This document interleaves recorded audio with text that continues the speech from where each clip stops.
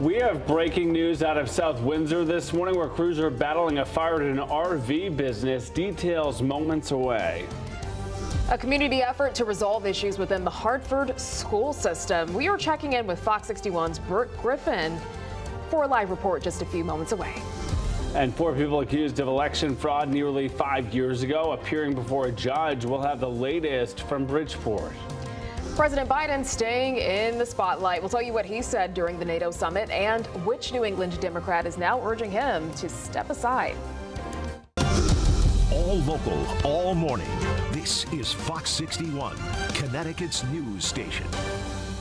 Good morning, sunshine. 6 o'clock on this Friday Eve. Yes. Looking forward to it. Thank you for waking up with us here on Fox 61 and Fox 61 Plus. I'm Symphony Privet. And I'm Keith McGilvery. As Tim and Erica enjoy a little time off, the early birds are with you through 11 a.m. We are grateful you're here. Also grateful that our friend Matt Scott is back. Yeah, welcome back. Under the weather for a bit? Yeah. I mean, it's had to ease back in after vacation last week. It's like, nice to see you. Nice to be seen. Likewise. Good morning to you. Listen, forecast is a little soupy as we get just a lot of moisture out there. A little bit of rain, not a big deal. A couple scattered showers as we take a look at the live radar. We'll go in closer into New London County. We'll show you, for the most part, hey, this is manageable.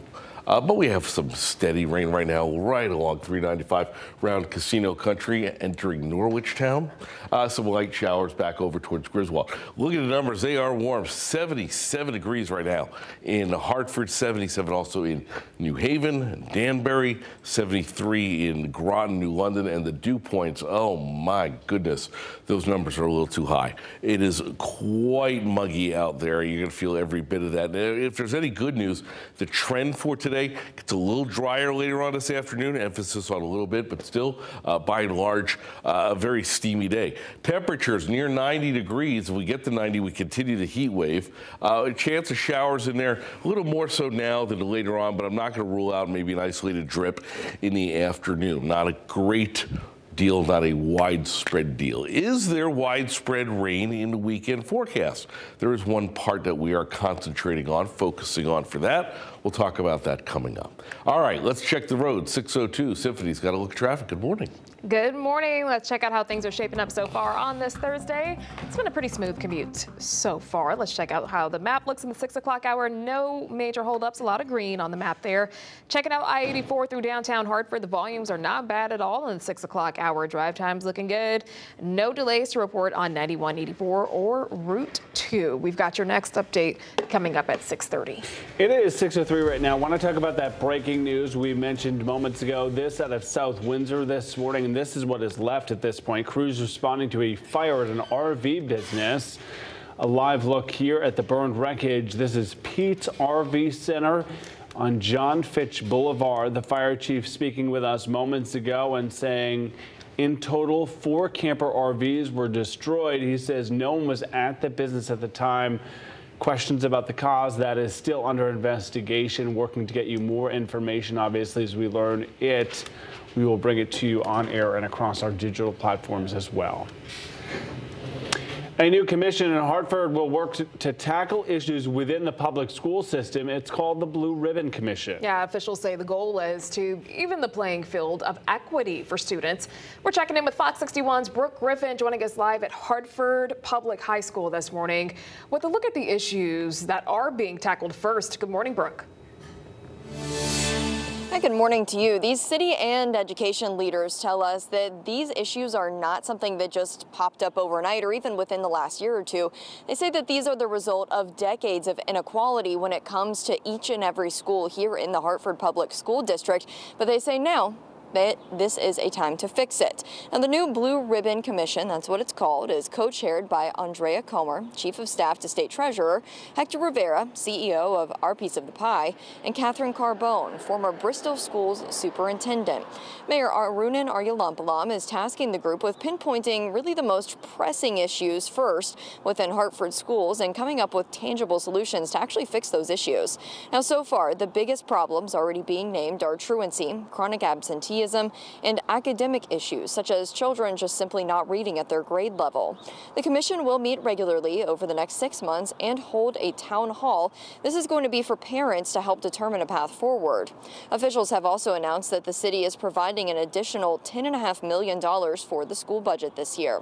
This means only 60 employees will be laid off this year, and fewer cuts will happen to the school programs. Now, if you remember, a few months ago, the district was originally short more than $30 million, and around 400 layoffs were expected. We're in a much, much better place after all of the support and the work that we've done with the community to build the budget, right, that was going to get us through. And Mayor Aruna Naryulampalam says that this is not just something that they're working on for Hartford specifically. Now, it's going to start here, but this is going to lay the groundwork to actually have the commission present those solutions to a legislative session next year. That's when that's going to really take place. And they say that if they can figure out how to fix the Hartford school system, maybe they can tackle the issues across the state as well. Live in Hartford, Brooke Griffin, Fox 61, Connecticut's news station. Alrighty, thank you, Brooke. We'll check back in with you later on this morning. It's 6:06 now, and new this morning, officials in Bolton say they sent inaccurate tax bills to hundreds of people. In a news release, the town says it undervalued 556 bills. So that means those people owe more than what was listed in their original bills. Yeah, now the town is notifying everyone impacted and giving those people until the end of August to make their payment. Officials say they are looking into the error to make sure this doesn't happen again. And town leaders in Avon approved a new budget. That comes with a tax increase of nearly 1%. Now, the vote didn't happen without public outcry. People were at odds with town leaders over some components of the spending plan, rejecting the proposal 3 separate times. Now, after the third time, the budget vote shifts to the council. The new budget is for about $115.5 million. That's up $5 million from last year. Property taxes will go up 0.99%. That's down from the initial budget, which called for a tax increase of 3.74%. 6:07 now. A Norwich pediatrician accused of sexual assault expected to appear before a judge for the first time today. Ravi Prakash is also charged with risk of injury to a minor. Police saying they were contacted about a complaint back in May. Prakash turning himself in after police issued an arrest warrant 2 weeks ago. He is currently out on a $50,000 bond. State police looking for whoever's responsible for damaging and stealing a gravestone from a cemetery in Brooklyn. Troopers saying there were several instances of where the stone was damaged during the overnight hours between June 26th and 27th. Someone removed the granite stone from the cemetery. Who is doing this? This is not good. Police saying the Bernard family just wants it back and is offering a $2,500 reward for information leading to an arrest. 4 election workers facing criminal charges in connection to the 2019 Bridgeport Democratic primary all pled not guilty before a judge. Alfredo Castillo, Wanda Jeter-Pataki, Josephine Edmonds, and Nilsa Heredia maintained their innocence. The judge assigned a no contact order, which means the suspects cannot talk to or even be around anyone involved in the case. They were accused of unlawful possession of absentee ballots, witness tampering, and other crimes.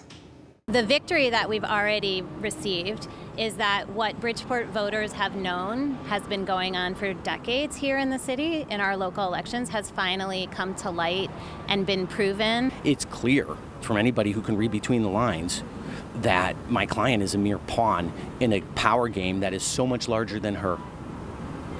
And my client should not be standing here alone.